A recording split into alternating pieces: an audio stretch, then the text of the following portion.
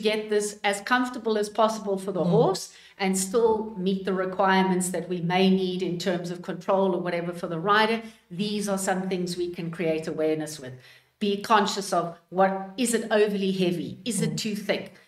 Is it shaped to contour to suit the horse's Speak about the joints. So the first time I saw, and this was years ago, the first time I saw a double jointed bit, I was ready to call the SPCA.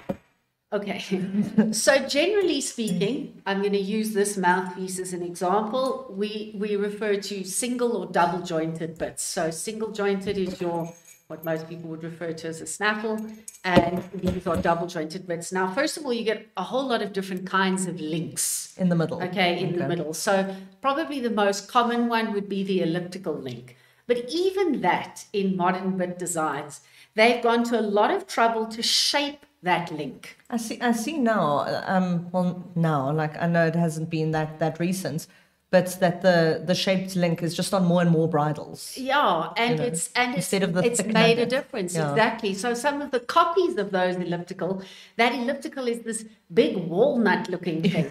And that's just not comfortable on a horse's tongue. Whereas in others, it's set at a bit of an angle, it's contoured, it's shaped. So again, it's a simple thing, but if we choose that over the poorer made version, we are upping the comfort for the horse. We're still using a double jointed bit, but it's a more comfortable version.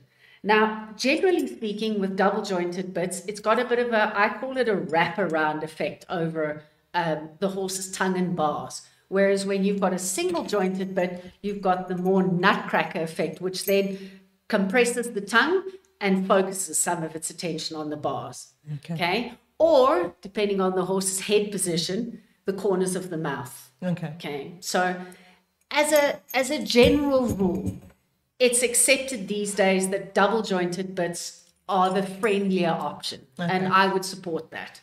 I think it gives a little bit of a better profile and it shares the pressure. I think anything that doesn't focus the pressure on one thing in particular is invariably the better choice. So and well shaped. And also the joins of how all the links are joined together. Yes. So in our factory manufactured copy bits, these links there are very big.